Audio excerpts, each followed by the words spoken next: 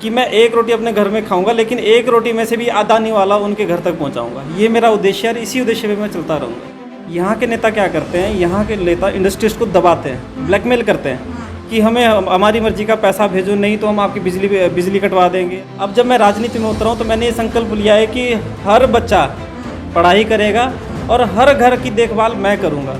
अभी इस टाइम ऊर्जा मंत्री है हिमाचल में, जब से वो तब से इतना अच्छा काम हुआ है कि हमारे घरों में लाइटें ही नहीं है। आप ये बताओ, जब स्कूल में टीचर ही नहीं होंगे तो बच्चे पढ़े क्या। लेकिन एक काम बहुत अच्छा था, खिचड़ी बनती है, क्योंकि उन खिचड़ी से नेताओं की रोजी रोटी अच्छी चल रही है ना।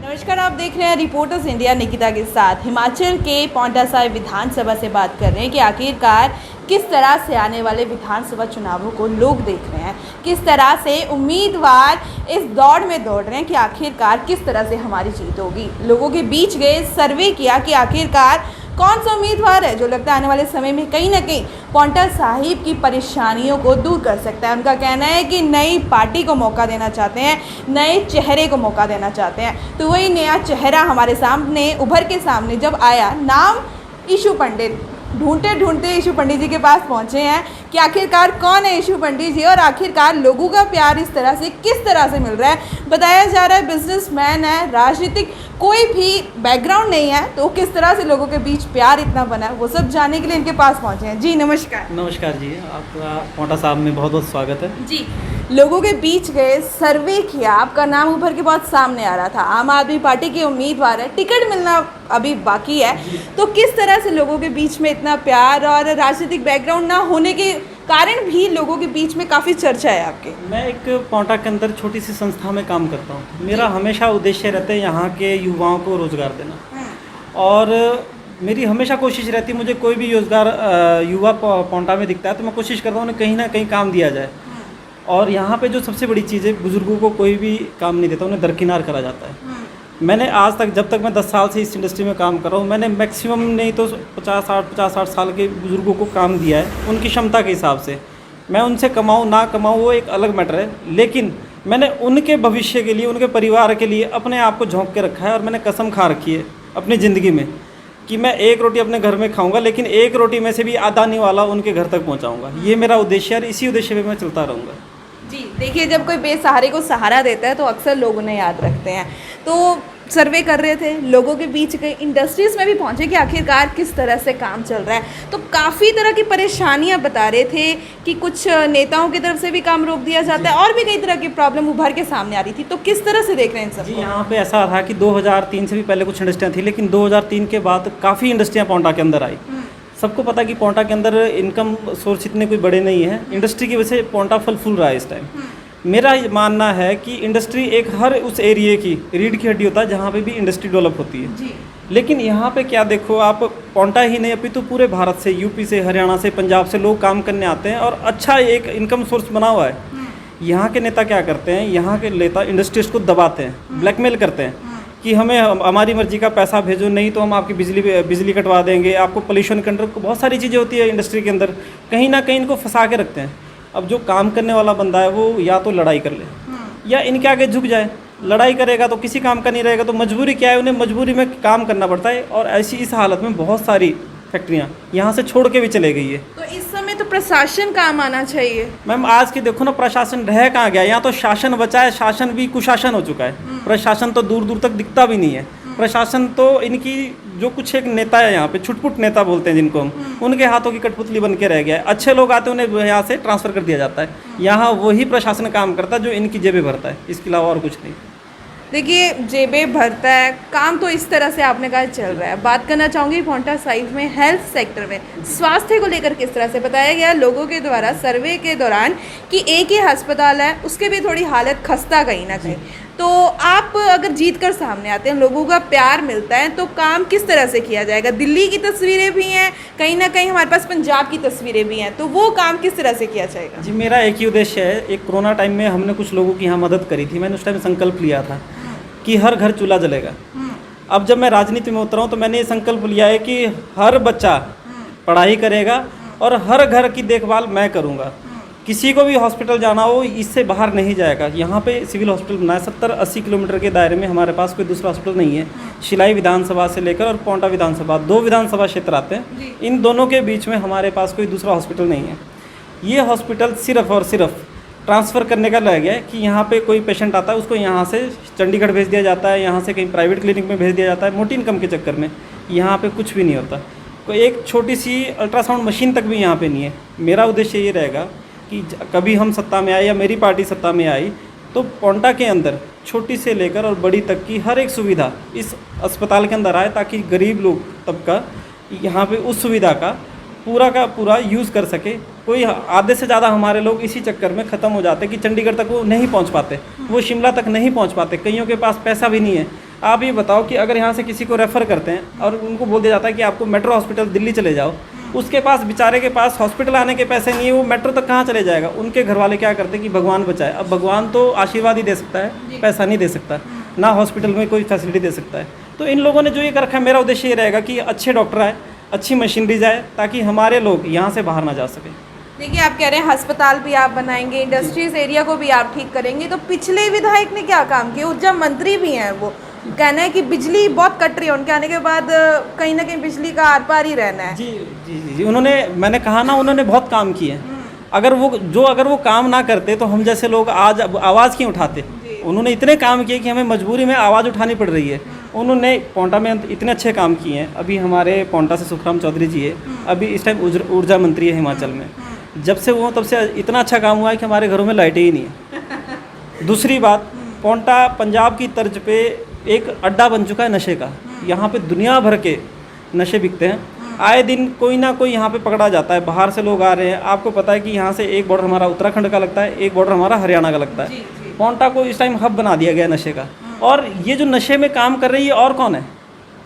क्या ये किसी ऐसे घर से हैं? नहीं, ये इन लोगों के ही गुर्गे बना रखे जो इनको पैसा कमा के जनरेट कर रहे हैं। क्या डिपार्टमेंट को नहीं पता है कौन लोग इस टाइम नशे में इन्वॉल्व है, कौन लोग ये नशे का सामान बाहर से लेके आ रहे हैं, इनको बेचने कौन दे रहा है?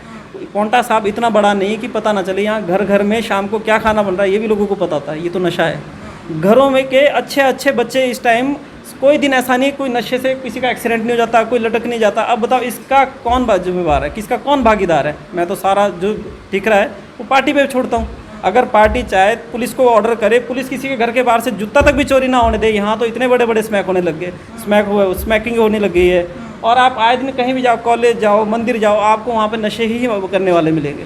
कॉलेज की बात कर रहे हैं आप, कहीं ना कहीं कहना है पढ़ेगा इंडिया बढ़ेगा इंडिया। स्कूल्स की हालत किस तरह से है यहाँ पे? स्कूल की हालत बहुत अच्छी है। मैं ये कहूँगा कि इतनी अच्छी है कि मेरी वाइफ ने खुद 2012 में JVT कर रखा है और आज 2022 हो चुकी है।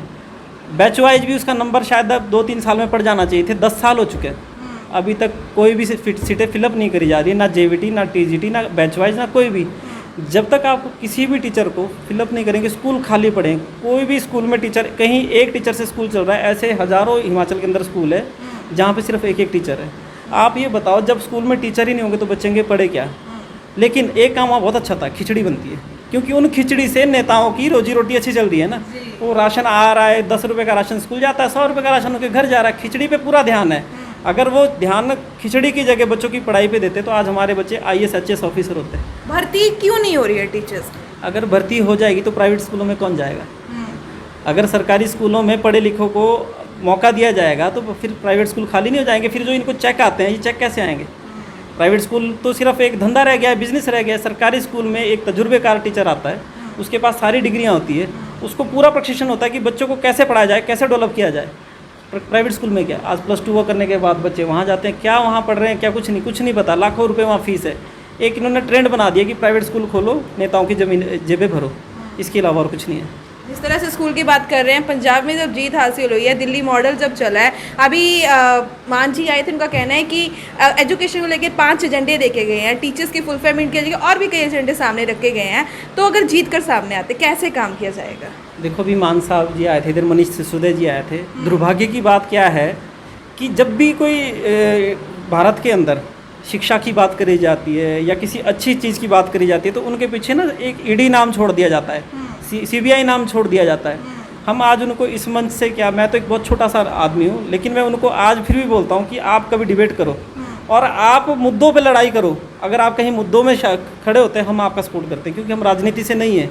वो मुद्दे हैं नहीं, उनके पास क्या है, ईडी, सीबीआई, जहाँ किसी ने अच्छा काम किया भेज दिया। अभी आपने देखा होगा कि सिसोदिया जी का इतना बड़ा आर्टिकल एक न्यूज़पेपर में, बाहर के किसी न्यूज़पेपर में छपा, न्यूयॉर्क के इसमें छपा है। जिस दिन वो छपा, अगले दिन उनके घर में सीबीआई पहुँच गई। ये तो शुक्र ये है कि सिसोदिया जी डरे नहीं तो दिल्ली का हाल भी होना था जो आज महाराष्ट्र का हो रखा है। शिवसेना बीजेपी बन गई, लोगों को पता भी नहीं चला। लेकिन सिसोदिया जी ने कहा कि हम आम आदमी हैं, आम आदमी जिएंगे, आम आदमी मरेंगे, लोगों के लिए करेंगे, लोगों के लिए ही रहेंगे, हम बीजेपी नहीं मरेंगे। तुम सीबीआई भी डालो, तुम ईडी डालो, वही उसी पद पे हम भी चल रहे हैं उनके साथ। डर जाओ या मर जाओ? डरना तो है नहीं, डरते तो शायद आज ये कदम नहीं उठाते। हमारे जैसा छोटे से परिवार से बिलोंग करने वाला आदमी क्या आप बोलते कि इतने बड़े लोगों के सामने क्या खड़ा सकता था? तो डर तो नहीं है, डरेगा वो जो अपनी जेब भरेगा। हम तो पहले भी खाली हाथ थे, अब भी खाली हाथ है। हमने तो लोगों के लिए काम करना है, अपने भाइयों के लिए जो हमारे यहाँ पे शिक्षित होने में अभी लोग हैं, उनके लिए आगे क्या करना करे, ये कार्रवाई करनी है। अच्छे स्कूल खोलने हैं, अच्छी शिक्षाएं उन्हें दी जाए, अच्छे स्वास्थ्य खोलने ताकि वहाँ पे उनका इलाज हो सके, अच्छा इंडस्ट्रियल एरिया का तैयार करेंगे ताकि यहाँ पे युवाओं को रोजगार मिल सके। ये चीज़ें देखिए, जब सर्वे कर रहे थे तो सड़कों की हालत तो ख़राब थी, पर कहीं ना कहीं गाय जो है कहीं ना कहीं बहुत आवारा गाय सड़कों पर घूम रही थी। पार्टी का कहना है कि गाय हमारी माता है, पूजा जाता है, देवी देवता पाए जाते हैं, पर ये हालात, ये देवी देवता इन सड़कों पर क्यों? जी, मैं उसके लिए पहले सड़कों से ही शुरू करता हूँ। जब आपने सड़कों का मुद्दा छेड़ा है, अभी 1-2 दिन पहले हमारे बीजेपी के अध्यक्ष नड्डा जी पौंटा आए थे, तो 1 घंटे के अंदर वो पूरा रोड ही ठीक पक्का कर दिया जो 1.5-2 साल से बिल्कुल ख़राब था। वो लोग वहाँ से डेली निकल रहे हैं, उनका दर्द नहीं दिखा। नड्डा जी का कहीं उछलते हुए चश्मा ना नीचे गिर जाए, इसलिए उन्होंने रातों रात वो रोड ही पक्का कर दिया। दूसरे मुद्दे पे आते हैं, आपने रोड पे आते जाते देखा होगा कि कितनी गौ माताएं हमारे यहाँ पे अरे परे घूम रही है। मैं 4-5 साल से गौ रक्षा दल का डिस्ट्रिक्ट प्रेसिडेंट हूँ और अपने स्तर पे हम यहाँ पे जितना हमारे से हो पाया हमने बहुत किया। हमने गाय पकड़ी भी है, यहाँ पे जगह जगह यहाँ पे गाय के लिए निवास बनाए गए हैं, गौशालाएँ बनाई गई है, वहाँ तक पहुँचाया भी है। बीजेपी का जो मुद्दा होता था इलेक्शन से पहले और इलेक्शन तक कि गौ हमारी माता है, अब उनका मुद्दा क्या हो गया है, गौ हमारी माता है, हमें आगे कुछ नहीं आता है। रीज़न क्या है कि गौओं के नाम पे वोट बैंक इकट्ठा कर रखा है और जब उनका वोट बैंक इकट्ठा होकर उनको वोट पड़ जाता है तो उसके बाद 5 साल के लिए गौ को भूल जाते हैं। आप देखो कि इनके जो मैनिफेस्टो में था ये लिखा गया था कि हर पंचायत में गौशालाएँ बनाई जाएगी। मैं आपके थ्रू ये जानना चाहता हूँ कि कितनी गौशाला इन्होंने तैयार कर दी है? एक भी नहीं, मेरे ख्याल से एक भी नहीं। उसके बाद इन्होंने बोला था कि हरियाणा में जो परालियाँ फूकी जाती है उसे हम एकत्रित करके जहाँ जहाँ गौशाला बनाई जाएगी वहाँ भिजवाई जाएगी ताकि ये अनाथ गौएँ हैं इन्हें एक जगह भी इकट्ठा करके इनको खाने पीने का वहाँ पे बंदोबस्त किया जाएगा। आज तक हमने तो कुछ भी नहीं देखा। तो ये महज एक वोट बैंक का मुद्दा है, हिंदू को जगाते हैं। हर बार ये क्या करते हैं, हिंदू मुस्लिम कर दिया, उनकी लड़ाइयाँ करा दी, उसका फ़ायदा किसको मिलता है, या बीजेपी को या कांग्रेस को। गौ माता का मुद्दा ये आज से नहीं, आप देखो कितने सालों से वर्षों से चला आ रहा है, लेकिन ये मुद्दा सिर्फ मुद्दा ही इलेक्शन तक रह जाता है, ना उसके बाद कुछ होता है ना उसके साथ कुछ होता है, सिर्फ बातें रह जाती है और इसके अलावा कुछ भी नहीं होता है। देखिए, टिकट मिलती है, अगर जीतकर सामने आना चाहते हैं, लोगों का प्यार पाना चाहते हैं, तो क्या मैसेज देना चाहेंगे लोगों को? मैं बस लोगों को यही मैसेज देना चाहूँगा कि यहाँ पे एक बड़ा ट्रेंड चलता है जब इलेक्शन शुरू होते हैं। छुटपुट लोगों को कहाँ शराब पिला दी जाती है, मीट खिला दिया जाता है, किसी के 500 रुपये दे दी जाते हैं। वो 500 रुपये आपके बच्चों का भविष्य ख़त्म करता है। जो 500 रुपये आपकी जेब में डालेगा ना, जो 2 गिलास आपको पैक पिलाएगा, वो कभी आपका भविष्य नहीं बनाएगा, वो अपनी जेब बनाएगा। मेरा मानना है 70 साल से इन लोगों पे आपने विश्वास किया, एक बार धोखा खा लो, शायद हो सके इस धोखे में आपका फ़ायदा हो जाए, क्योंकि आम जन तभी उठेगा जब आम जन का नेता बनेगा। इसके अलावा हमारे पास और कोई दूसरा रीज़न नहीं है, क्योंकि आपने दोनों सरकारें देख ली हैं, लोगों का ही खून पीने वाले ये लोग हैं, इसके अलावा और कुछ नहीं है। चलिए, बहुत बहुत धन्यवाद। तो देखिए, कहीं ना कहीं ईशू पंडित जी का कहना है कि अगर आम जनता से उभर कर कोई सामने आता है तो वही आम जनता का भलाई कर पाएगा। तो इसी तरह से देखते हैं आने वाले विधानसभा चुनावों में किस तरह की तस्वीरें रहती हैं, टिकट किन को मिलती है और किस तरह का माहौल रहता है। तो इसी तरह से अगली पेशकश में मिलेंगे। देखते रहिए रिपोर्टर्स इंडिया निकिता के साथ। धन्यवाद।